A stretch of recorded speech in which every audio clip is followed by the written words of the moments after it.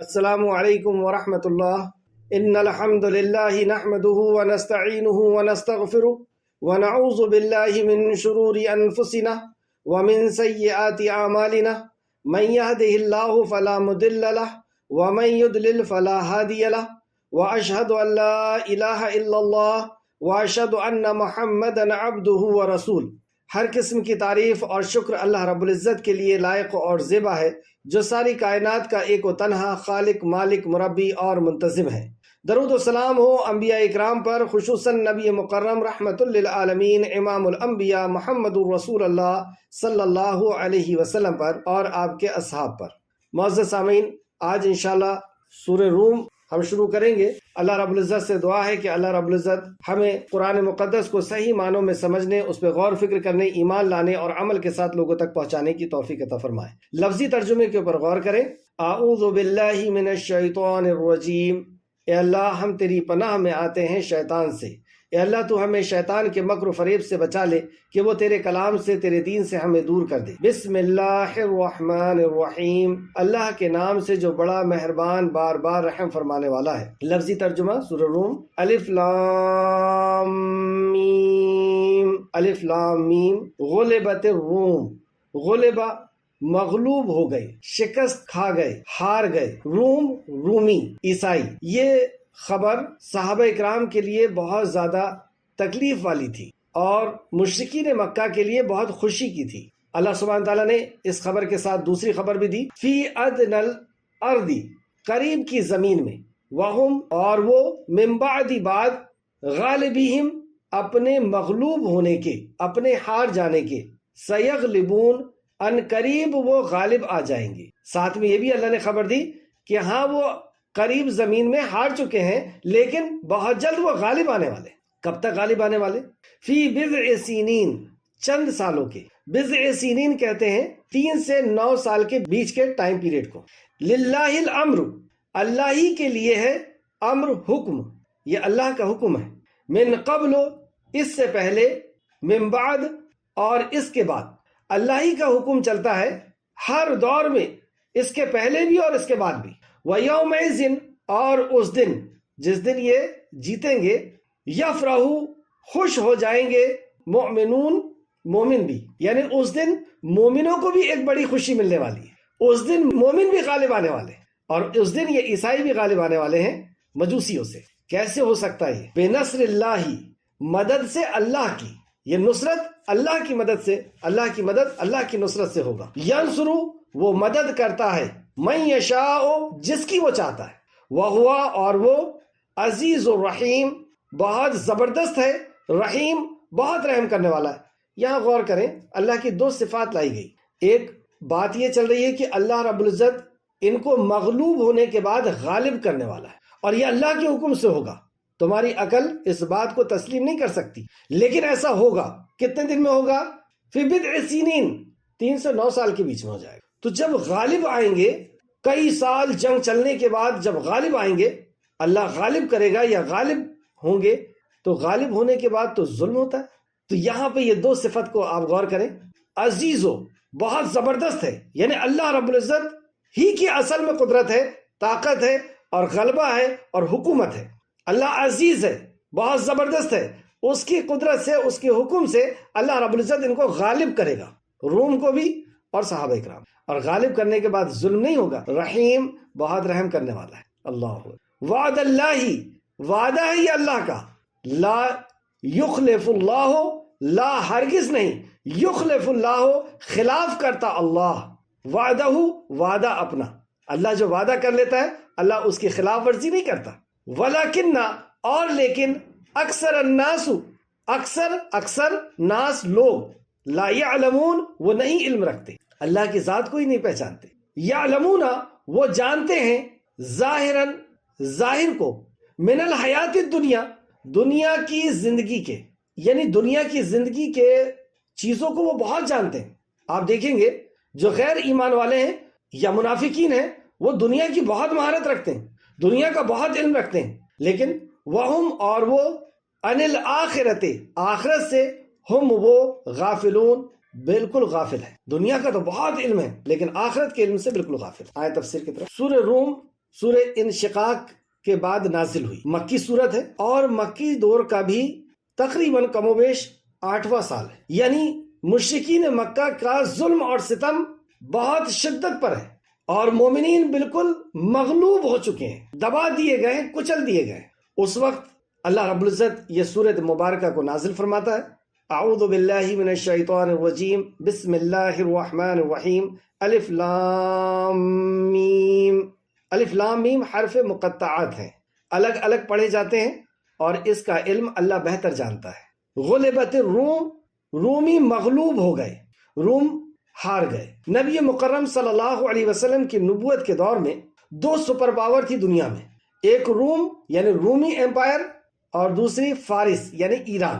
تھوڑا اور پہلے سے چلتے ہیں، نبی مکرم صلی اللہ علیہ وسلم کی ولادت جس وقت ہوئی اس وقت یہ پوری دنیا ظلم میں اٹی ہوئی تھی، پوری دنیا کے اندر ظلم ہی ظلم تھا، ہر طاقتور کمزور کے اوپر ظلم کر رہا تھا، اور خاص طور پر کیونکہ عورتیں زیادہ کمزور ہوتی ہیں تو عورتوں کو تو بالکل کھلونا بنا دیا گیا تھا۔ خود ہندوستان کے اندر کوئی مرد اگر مر جاتا تو اس کی عورت کو اس کے ساتھ جلا دیا جاتا تھا، ستی پرتھا اس کو کہتے تھے، ستی کر دینا، مرد کے ساتھ اس کو جلا دینا، زندہ عورت کو۔ اللہ اکبر۔ اور سب سے زیادہ برائی اس زمین کے اندر مکہ یعنی عرب کے اندر تھی، اور عرب میں بھی مکہ کے اندر۔ کیا وجہ ہے کہ اتنی زیادہ برائی وہاں پر تھی؟ کیونکہ کئی سالوں صدیوں سے بھی کہہ سکتے ہیں وہاں پہ کوئی نبی نہیں آئے تھے، یعنی ابراہیم علیہ السلام، اور ابراہیم علیہ السلام نے اسماعیل علیہ السلام کو مکہ میں چھوڑا تھا، اور اسماعیل علیہ السلام کے بعد سے نبوت کا سلسلہ وہاں پر نہیں تھا، لیکن خانہ کعبہ تھا تو لوگ حج اور عمرہ کرنے کے لیے وہاں پر آیا کرتے تھے۔ عرب کا ماحول اور زیادہ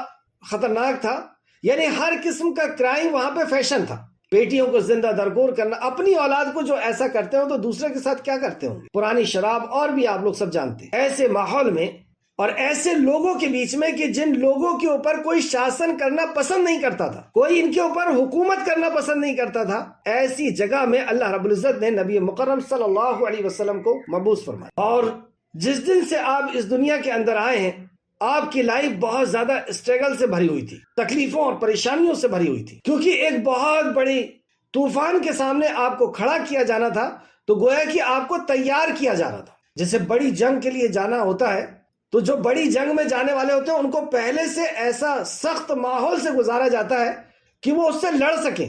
اللہ رب العزت نے ایسے گھر میں آپ کی ولادت کی کہ آپ کے والد نہیں ہیں، امام الانبیاء اس دنیا کے اندر آ رہے ہیں، دنیا کی سب سے پیاری شخصیت، لیکن اللہ رب العزت نے ایسے گھر میں پیدا کیا، کوئی بادشاہ کا گھر نہیں، ایسا گھر کہ جس گھر میں باپ ہی نہیں ہے۔ اس دور میں یہ چیز تھی کہ لوگ، بڑے گھر کے لوگ گاؤں میں اپنے بچوں کو تربیت کے لیے پہنچایا کرتے کہ وہاں پہ اچھی صحت بنے گی، اچھی آب و ہوا رہے گی، شدھ چیز میں دودھ وغیرہ اچھا ملے گا، تو گاؤں شہر سے اچھا ہی ہوتا ہے پرورش کے اعتبار سے۔ اور دوسری وجہ یہ ہوتی تھی کہ وہاں کی لینگویج اچھی ہوتی ہے، گاؤں کی لینگویج شہر کی لینگویج سے زیادہ اچھی شدھ ہوتی ہے، تو وہاں کی عربی زیادہ اچھی ہے۔ خیر، ایک بڑا واقعہ ہے، نبی مکرم صلی اللہ علیہ وسلم جس گھر میں آپ کی ولادت ہو رہی ہے وہ گھر سب سے غریب، اور وہاں سے جب دائنے لینے کے لیے آئیں بچے کو کہ ہم یہاں سے لے کر کے جائیں گے، تو ایک دائی حلیمہ، ہم سب جانتے ہیں، اللہ سب سے غریب گھر کی، اور جس سواری میں بیٹھی ہیں وہ بھی سواری سب سے غریب، مطلب کمزور، ساری دائنے، ساری عورتیں، ان کی سواری اچھی ہونے کی وجہ سے جلدی مکہ میں پہنچ گئیں، اور بڑے بڑے گھروں کے بچوں کو انہوں نے لے لیا 2 سال کی کفالت کی۔ کیوں لیتی تھی؟ کیونکہ ان سے ایک رقم ملتی تھی، اور بچہ کیا کھائے گا، کیا پیے گا، صرف دودھ بھر پیے گا، اور وہ رقم ان کے کام آتی تھی، اس لیے بڑے بڑے گھروں کے بچوں کو انہوں نے لے لیا۔ آخر میں حضرت دائی حلیمہ پہنچی، اور حلیمہ نے جب مکہ کا معائنہ کیا اور واپس لوٹ کے اپنے خیمے میں آئی اور شوہر سے کہتی ہیں کہ کوئی بھی بچہ نہیں ہے، سب بڑے گھر کے بچوں کو ان لوگوں نے لے چکا ہے، اب ایک ہی بچہ بچا ہے، وہ بھی یتیم، جب اس کے والد ہی نہیں ہے تو ہمیں کیا ملے گا وہاں سے؟ آپ کے شوہر نے کہا نہیں، اسے لے آؤ، ہو سکتا ہے اللہ رب العزت اسی کے ذریعے سے ہمیں برکت دے۔ دائی حلیمہ بھی کہتی ہیں کہ واپس اگر ہم خالی ہاتھ جائیں گے تو لوگ کیا کہیں گے، کتنی شرم کی بات ہوگی ہم واپس خالی ہاتھ چلے جائیں، چلو اسی لیے لے لیتے ہیں۔ نبی رحمت صلی اللہ علیہ وسلم کو آپ نے لے لی اس وجہ سے، جیسی آپ کو لے کر کے اور سواری میں چلتی ہیں تو سواری میں جیسے کہ روحانی کوئی طاقت اللہ رب العزت نے ڈال دی، وہ خواتین آگے نکل چکی تھیں بچوں کو لے کر کے، اور اب یہ پیچھے سے دائی حلیمہ اپنی سواری پہ لے کر کے نکل رہی ہیں جو بالکل مریل سی ہے، لیکن جیسی آپ اس میں بیٹھے حضرت حلیمہ فرماتی ہے کہ جیسے اس کے اندر ایک روحانی طاقت آ گئی اور وہ تیزی سے چلنے لگی. جب تیزی سے چلنے لگی تو ان لوگوں کو انہوں نے کور کر لیا, سپڑا لیا, پہنچ گئی. جب پہنچ گئی تو دوسری خواتین نے کہا کہ کیا بات ہے, سواری بدل لی ہو کیا؟ کہا نہیں, سواری نہیں بدلی ہوں, سوار بدل گیا ہے. جس گاؤں میں جا رہے ہیں وہ گاؤں میں سوکھا پڑا ہوا ہے. دیکھ رہے ہیں آپ, میں بتانا یہ چاہ رہا ہوں کہ کس قدر پریشانیوں میں ڈال کر کے نبی مکرم صلی اللہ علیہ وسلم کو مضبوط کیا جا رہا ہے. سوکھا پڑا ہوا گاؤں. بہرحال میں اس کو یہیں چھوڑتا ہوں. نبی کریم صلی اللہ علیہ وسلم 40 سال تک مکہ واپس آئے. آپ کے امی کا انتقال ہو گیا. امی کے انتقال کے چند 2 سال کچھ ہی وقت ماں کے آغوش میں رہے اور پھر ماں کا انتقال ہو گیا. کچھ ہی سال کے بعد دادا کا انتقال ہو گیا. اچھا, ماں کا بھی جب انتقال ہوا, کیونکہ وہ ننیحال گئے ہوئے تھے, راستے سے لوٹ رہے تھے, اور یعنی مدینہ گئے ہوئے تھے, اور راستے میں نبی مکرم صلی اللہ علیہ وسلم کے والد کی قبر مبارک تھی. آپ کی والدہ کو یاد آئی اور وہ بہت زیادہ روئیں, بہت زیادہ غمگین ہوئی. وہیں ان کا انتقال ہو گیا. جو ساتھ میں تھی وہ کہتی ہے کہ میں اس بچے کو کہاں لے جاؤں, نہ ان کی ماں ہے, نہ والد ہے, نہ باپ ہے, ماں ہے نہ باپ ہے. اسے ننیحال لے جاؤں یا ددیال لے جاؤں, کون ان کو رکھے گا؟ مدینہ لے جاؤں, مکہ لے جاؤں؟ لیکن بہرحال مکہ لے آئی, لیکن دادا نے ان کا ویلکم کیا. لیکن چند سال کے بعد دادا کا بھی انتقال ہو گیا. جیسے تیسے کر کے چاچا نے آپ کو سپورٹ کیا, عبد المطلب نے, ابو طالب نے. ابو طالب کے ہاں پہلے سے ہی بچے ہیں. جیسی کھانا نکلتا تو دوسرے بچے تیزی کے ساتھ اس کو لپک لیتے اور یہ بھوکے ہی رہ جاتے. انہیں ایسا چھیننا جھپٹنا کھانا آپ کی فطرت میں ہی نہیں تھا. آپ نے دیکھا کہ میرے چاچا پریشان رہتے ہیں تو چند درہموں میں بکریاں چرانا شروع کر دی اپنے چاچا کے سپورٹ کے لیے. سبحان اللہ. ہم محمد رسول اللہ کے امتی اپنے آپ کو کہلاتے ہیں. ہمارا باپ بوڑھا اور ماں بوڑھی پریشان ہوتے رہتی ہے, لیکن ہمیں توفیق نہیں ہوتی کہ ہم ان کا سپورٹ بنے. نبی مکرم صلی اللہ علیہ وسلم بکریاں چرا کر کے اور جیسے تیسے کر کے دھیرے دھیرے بڑے ہو رہے. 22 سے 25 سال کی جب آپ کی عمر ہوئی, اس دوران آپ نے بزنس شروع کر دیا. یعنی کچھ ہی سال کے بعد آپ نے بزنس شروع کر دیا, اور بزنس 22 سے 25 سال کے بیچ میں اتنا اچھا آپ نے گرو کیا, اتنا اچھا بزنس بنا کہ دوسرے لوگ آپ کے ساتھ بزنس کرنے کے متمنی ہونے لگے, تمنا کرنے لگے کہ ہم کاش محمد کے ساتھ صلی اللہ علیہ وسلم بزنس کریں. وہاں پر ایک بہت بڑی بزنس مین جو اور بھی انٹرنیشنل جو بزنس مین تھے, انہوں نے آپ کو آفر کیا کہ ہم آپ کے ساتھ بزنس کرنا چاہتے. نبی مکرم نے ان کے آفر کو جو ہے انکار کیا, اور لیکن سیدنا حضرت خدیجہ رضی اللہ عنہ کے آفر کو رسول اللہ نے قبول کر لیا. یہاں پہ بھی ایک پوائنٹ ہے, انٹرنیشنل ویپاری جو تھے بزنس مین, وہ آفر کر رہے تھے. آج کا مسلمان ہے ایسا کہ انٹرنیشنل ویپاری ان کو آفر کرے؟ یہ ہمارا کیریکٹر اس قدر بگڑ گیا, اس قدر تباہ ہو گئے ہم, ایک عظیم الشان انبیاء کی امت ہونے کے باوجود. حضرت خدیجہ بہت پہلے سے نبی مکرم کے اوپر نظر رکھی ہوئی تھی کہ ایک یتیم, جب ماحول اتنا بگڑا ہوا ہے, شراب, جوا, چوری, زنا, مرڈر, ہر چیز عام ہے, اور یہ ایک نوجوان جس کے والدین بھی نہیں ہیں, اور اس کے اندر کوئی عیب نہیں, اس کے اندر کوئی عیب نہیں. اچھا, آپ کا تعلق اہل کتاب سے تھا, کیونکہ آپ کے چچا ورقہ بن نوفل اہل کتاب تھے, تورات اور انجیل کے خوب اچھے جاننے والے تھے. تو یہ رسول اللہ کے اوپر نظر رکھی ہوئی تھی کہ یہ عام نہیں ہے. آپ نے آفر کی, اپنے ایک ورکر کو ساتھ میں پہنچایا کہ نظر رکھنا یہ کس طریقے سے بزنس کرتے ہیں. وہ حیران و پریشان ہوا, آ کر کے بتایا حضرت خدیجہ نے ساری باتیں, میں بہت اسپیڈ سے چل رہا ہوں. حضرت خدیجہ نے آفر کیا کہ میں آپ سے نکاح کرنا چاہتی ہوں. رسول اللہ صلی اللہ علیہ وسلم نے اپنے چچا سے مشورہ کیا, اور حضرت خدیجہ کا اس وقت اس ماحول کے اندر, حالانکہ ایک اچھی بزنس مین تھی اور اثر و رسوخ رکھتی تھی, لیکن بحیثیت خاتون ان کی کوئی وقت نہیں تھی, اس وجہ سے کیونکہ ان کے دو شوہر, یعنی ایک شوہر کا انتقال ہو گیا تھا اور ایک نے طلاق دے دیے تھے. بچے بھی تھے, 40 سال ان کی عمر تھی, اور رسول اللہ کی عمر سے 25 سال ہے. رسول اللہ صلی اللہ علیہ وسلم نے اس کے باوجود بھی آفر کو قبول کیا, اس وجہ سے. اچھا, اور دیکھیں رسول اللہ نے بتایا اب یہ 25 سال سے یہ 40 سال کا جو دوران ہے, اس میں آپ بہت اچھے جو ہے نا مالدار ہو گئے, اور اتنی دولت آپ کے پاس اکٹھا ہو گئی تھی کہ تاریخ کی کتابوں میں آتا ہے کہ 7 پیڑھی بیٹھ کر کے بھی کھاتی تو ختم نہیں ہو. چلے ایک چھوٹا سا واقعہ سنیں کہ آپ کی دولت کیسی تھی. 25 سال کی عمر میں 40 سال کی خاتون سے نکاح کر رہے ہیں, جسے منحوس بھی سمجھا جا رہا ہے, اور جنہیں سب سے بدتر, عورت کی تو کوئی ویسی بھی ویلو نہیں تھی, کوئی عزت ہی نہیں تھی. نبی مکرم صلی اللہ علیہ وسلم نے مہر میں کیا دیا؟ 20 اونٹ. اگر سب سے کم ریٹ بھی آج لگایا جائے تو 2 لاکھ سے کم کا تو نہیں ہو سکتا, اور اگر سب سے مہنگے اونٹ کو دیکھا جائے تو کروڑوں میں جاتا ہے. تو 40 لاکھ روپے آپ نے مہر دیا. تو اسی سے پتہ چلتا ہے کہ کتنی اسٹرانگ پوزیشن تھی آپ کی مالی حیثیت سے. 40 سال تک دو بزنس مائنڈ مل گئے اور زبردست بزنس ہوا، لیکن نبی کریم صلی اللہ علیہ وسلم اس ماحول میں گھٹن محسوس کر رہے تھے۔ لوگوں کو شراب، جوا، چوری دیکھتے ہوئے، والدین کے ساتھ نافرمانی دیکھتے ہوئے آپ غار ہرا میں تنہائی پسند کرنے لگے۔ 40 سال بعد اللہ رب العزت نے وہ نسخہ کیمیا نازل فرمایا جس کی آپ کو تلاش تھی کہ میں ایسا کیا کروں کہ یہ مکہ کے لوگ سدھر جائیں۔ قرآن کا نزول شروع ہوا اور آپ نے اس پیغام کو لوگوں تک پہنچانے کے لیے سب کچھ بند کر دیا، سارا کاروبار ختم۔ لیکن اتنی دولت ہے کہ 7 پیڑھی بیٹھ کے کھائے تو ختم نہ ہو۔ اچھا، خدیجہ نے بھی آپ کو ڈسٹرب نہیں کیا، اور ہم سب جانتے ہیں کہ آپ کے ساتھ وہ کیسے خندہ پیشانی سے کھڑی رہتی تھی۔ نبوت کا اعلان ہوا اور قرآن جیسی لوگوں تک پہنچنا شروع ہوا، یعنی توحید کی دعوت جیسی شروع ہوئی، پورا مکہ دشمن ہو گیا اکثریت۔ 3 سال تک تو خفیہ دعوت چلتے رہی، یعنی 1 to 1 لوگوں تک مکہ تک بات پہنچ گئی، اور 3 سال کے بعد اللہ نے اعلانیہ دعوت دینے کا شروع کیا۔ اب اعلانیہ دعوت شروع ہو گئی، جو بھی باہر سے قبائل آتے عمرہ کرنے، حج کرنے، نبی مکرم ان کو دعوت دیتے۔ جیسی اعلانیہ دعوت شروع ہوئی، بس مکہ کے لوگوں نے اب ہاتھ اٹھانا شروع کر دیا، صحابہ اکرام کو پیٹنا شروع کر دیا۔ جو کمزور صحابہ تھے نبی مکرم انہیں خرید کر کے اور آزاد کرتے، حضرت ابوبکر صدیق بھی خرید کر کے آزاد کرتے، اور انہی سب چیزوں میں، انہی سب مشغلے میں غریبوں کی مدد کرنا، رسول کریم صلی اللہ علیہ وسلم کی پوزیشن کمزور ہوتے چلے جا رہی ہے مالی اعتبار۔ دور چلتا رہا اور نبوت کے تقریباً 8 سال ہو گئے۔ جو بھی اسلام قبول کرتا اسے بے تحاشا مارا جاتا، اور غیر ایمان والے یعنی مشرکین، گویا کہ مشرکین نے مسلمانوں کو بالکل کچل کر کے رکھ دیا۔ ایک واقعہ سنیں تو آپ کو پتہ چلے گا کہ کتنا کمزور ہو چکے تھے مسلمان۔ حضرت یاسر اور عمار کو باندھ کر کے مارا جا رہا ہے، آپ کی والدہ انہیں بھی باندھ کر کے مارا جا رہا ہے۔ رسول مکرم صلی اللہ علیہ وسلم کا ادھر سے گزر ہوا، حضرت یاسر کے قریب آ کر کے نبی مکرم کہتے ہیں، اے آل یاسر صبر کرو، اے آل یاسر صبر کرو، اس کا بدلہ جنت ہے۔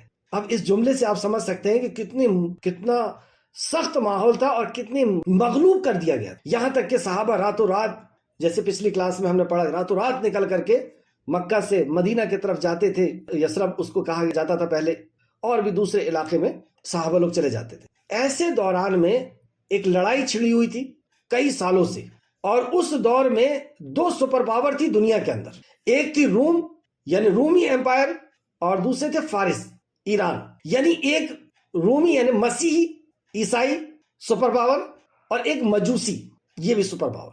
صحابہ اکرام روم کو پسند کرتے تھے کیونکہ روم عیسائی تھے، اہل کتاب تھے اور آخرت پر یقین رکھتے۔ مشرکین مکہ فارس کو پسند کرتے تھے، ایران کو، کیونکہ وہ بھی مشرک تھے، آتش پرست یعنی آگ کی پوجا کرنے والے، اور بدترین قسم کا شرک ان کی زندگی کے اندر تھا، اور آخرت کا بھی ان کو ایمان نہیں تھا، مرنے کے بعد کی زندگی کا بھی ان کو ایمان نہیں تھا، اس لیے مشرکین ان کو پسند کرتے تھے۔ اب ادھر جنگ چل رہی ہے، اور جنگ میں سالوں گزر گئے، 12-13 سال گزر رہے، اور مشرکین مکہ یہ ٹانٹ مارتے تھے، یہ تانا کستے تھے کہ اب روم تو تباہ اور برباد ہو جائے گا، نیست و نابود ہو جائے گا، اور صحابہ یہ خواہش کرتے تھے کہ کاش روم جو ہے عیسائی یہ کامیاب آ جائے۔ کیوں تھی محبت؟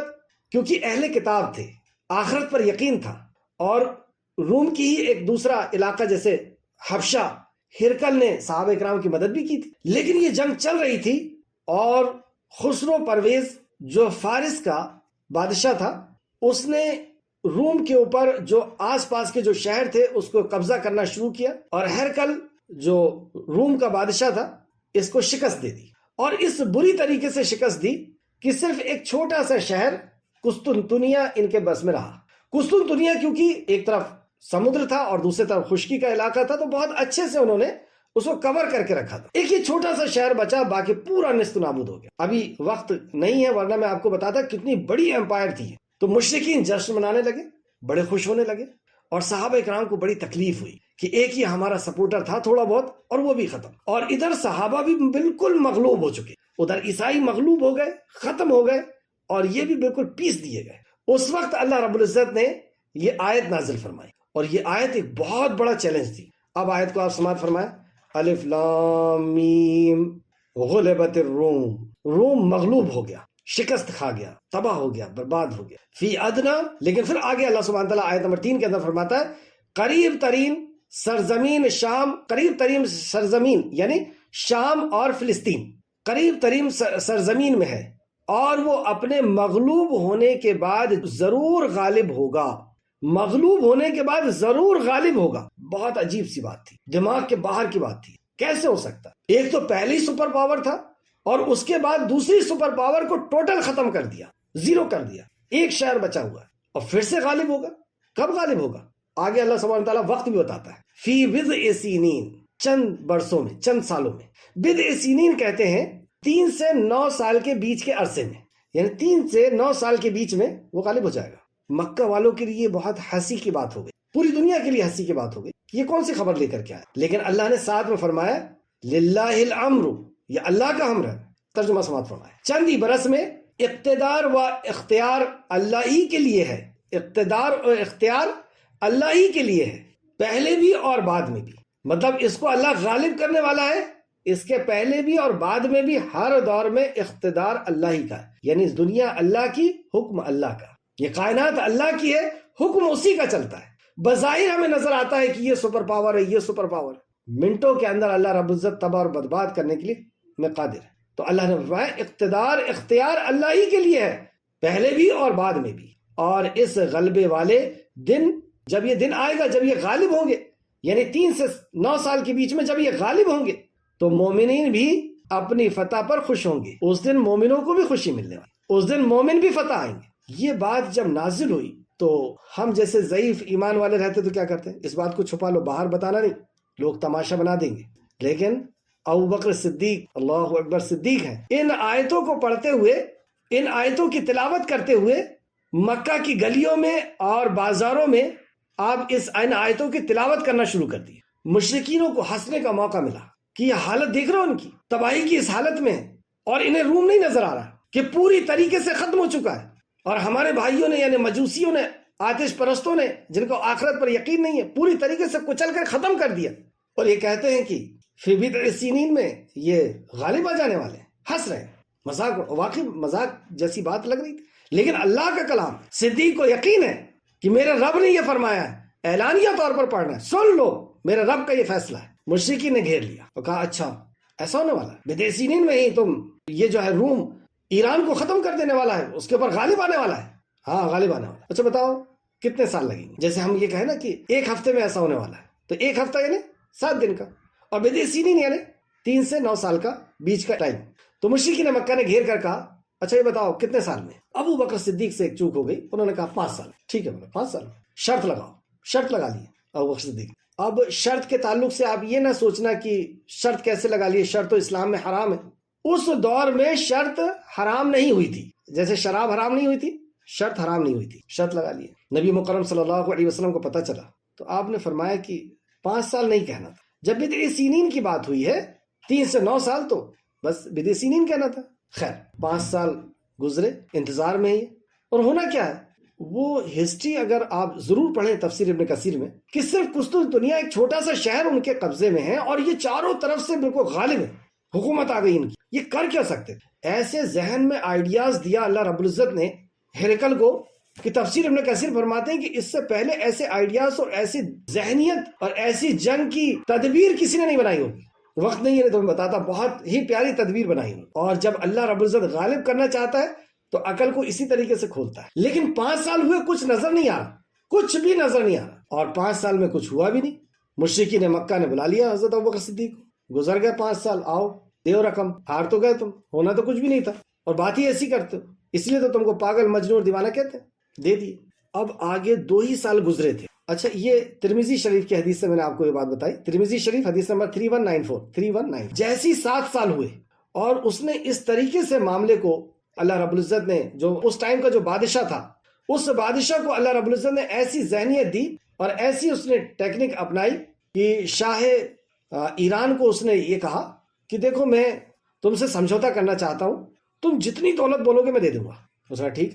اتنی بڑی دولت کی ڈیمانڈ کیا اس نے، لیکن اس نے کہا کہ ہاں میں دے دوں گا. یہ اس چال تھی. اور آ جاؤ لینے کے لیے. آئے اور پیچھے کے راستے سے، اور اسی سے کہا کہ مجھے کچھ ٹائم دو، میں اپنے دوسرے شہروں سے اکٹھا کر لیتا. اور اپنی فوج کو لے کے گیا اور ادھر چڑھائی کر دیا. اور ایک اور بھی معاملے ہوتے رہے، بہرحال غالب آ گئے. ادھر نبی مکرم مکہ سے مدینہ ہجرت کر کے چلے گئے، اور مدینہ جانے کو 2 سال ہو گئے. 2 سال بعد ایک بڑا حادثہ پیش آیا کہ مکہ کے پورے مال کو بیچ کر کے مال کو اکٹھا کیا گیا. مطلب جو صحابہ مکہ سے نکل گئے تھے ان کے گھر بار کے مال کو اکٹھا کیا ابو سفیان نے، اس ٹائم اسلام نہیں لائے تھے، اور کہا کہ ان کے مال کو بیچو اور جو رقم اکٹھا ہوگی اس سے ہتھیار خریدیں گے اور مدینہ کے اوپر چڑھائی کریں گے، مطلب مال بھی انہی کا اور انہی کے اوپر چڑھائی۔ اس کو چین نہیں ملا، صحابہ اکرام کو پہلے تو مارا اور وہاں سے نکل گئے، مدینہ میں جا کے ایک علاقے کے اندر سکون اور اطمینان سے زندگی جی رہے ہیں۔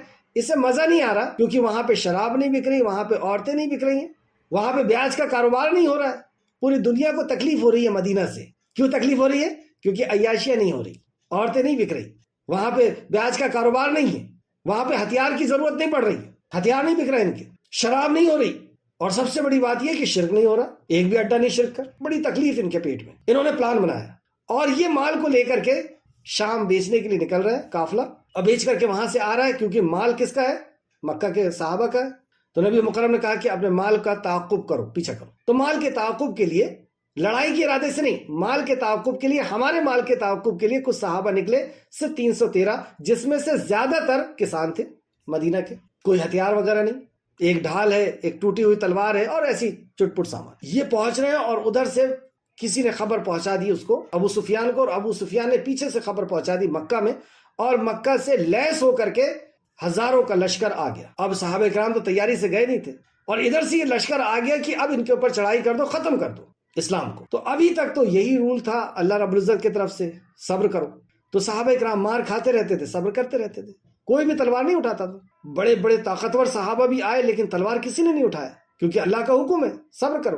اب اس میدان کے اندر، بدر کے میدان کے اندر، یہ صحابہ بھی ہیں اور وہ جنگ کے لیے آ گئے 1000، اور اگر وہ ماریں گے تو ان کو تو مار کھانا ہے، کیونکہ اللہ کا حکم ہے کہ صبر کرنا ہے، تلوار کوئی اٹھا نہیں سکتا۔ اس وقت اللہ رب العزت نے حکم نازل فرما دیا، سورۃ توبہ، بچاؤ اپنے آپ۔ جنگ ہوئی، اللہ نے فرشتوں کو نازل کیا اور ایک بڑی خوشخبری ملی، 70 دشمن جو ہے وہ مارے گئے، 70 لوگ قید کیے گئے۔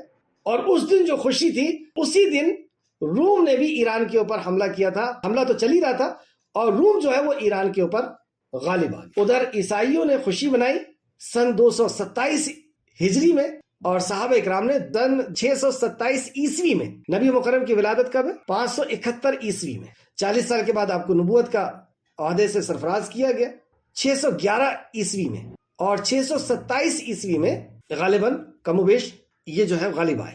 تو اسی دن روم بھی جو ہے وہ خوشی منایا، اور آتش پرست، آگ کے پجاری شکست کھائے جن کو آخرت پر یقین نہیں تھا، اور ادھر مشرکین شکست کھائے جنہیں آخرت پر یقین نہیں تھا اور مشرک تھے۔ یہ آیت ثابت ہو گئی، مطلب یہ جو پیشن گوئی اللہ رب العزت نے کی تھی ایسا ہوگا، بدع سنین میں ہوگا، 3 سے 9 سال کے اندر ہوگا، تو 7ویں سال میں ہو گیا۔ یہ اتنی بڑی خبر تھی اور اتنی بڑی پیشن گوئی تھی کہ یہ بات ثابت ہو گئی کہ یہ کلام محمد رسول اللہ کا نہیں ہے، یہ کلام واقعی ساری کائنات کے خالق اور مالک۔ ایسا ہو ہی نہیں سکتا تھا جو ہو چکا۔ 313 جن کے پاس سنگ و سامان نہیں، کچھ نہیں، اور 1000 لڑاکو لوگ اپنے ہتھیار لے کر کے آئے، اور ادھر روم، ہو ہی نہیں سکتا تھا ایسا۔ اور یہ خبر پہلے سے دے دی جا چکی تھی، ابوبکر اس کو گلیوں میں اور بازاروں میں پڑھ رہے تھے کہ سن لو ایسا ہونے والا ہے۔ اس بات کو سن کر کے کئی لوگ اسلام کے اندر آ گئے کہ یہ کلام ساری کائنات کے خالق اور مالک کا ہے، کیونکہ وہی عالم الغیب ہے، غیب کا جاننے والا وہی ہے،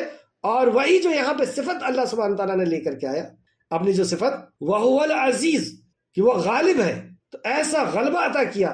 اور جب کوئی غالب آتا ہے، اتنے سال صحابہ کے اوپر ظلم کیا انہوں نے، تو جب یہ غالب آ گئے تو اپنے ظلم کا انتقام لیں گے۔ اللہ نے دوسری صفت کیا بولا؟ وہ رحیم بھی ہے، اس کے بندے غالب آئے ہیں لیکن ساتھ میں وہ رحیم بھی رہیں گے، کیونکہ رحیم کے بندے ہیں۔ کچھ سال اور بھی جنگ بدر ہوئی، پھر اور احد ہوئی، پھر اس کے بعد دوسری جنگیں، اور پھر فتح مکہ۔ فتح مکہ میں سورہ یوسف میں پھر نازل ہو چکی تھی، تو نبی کریم صلی اللہ علیہ وسلم نے بہرحال انہیں معاف کیا۔ چلیں آیت پہ واپس آئے، اب آیت کو سماعت فرمائے۔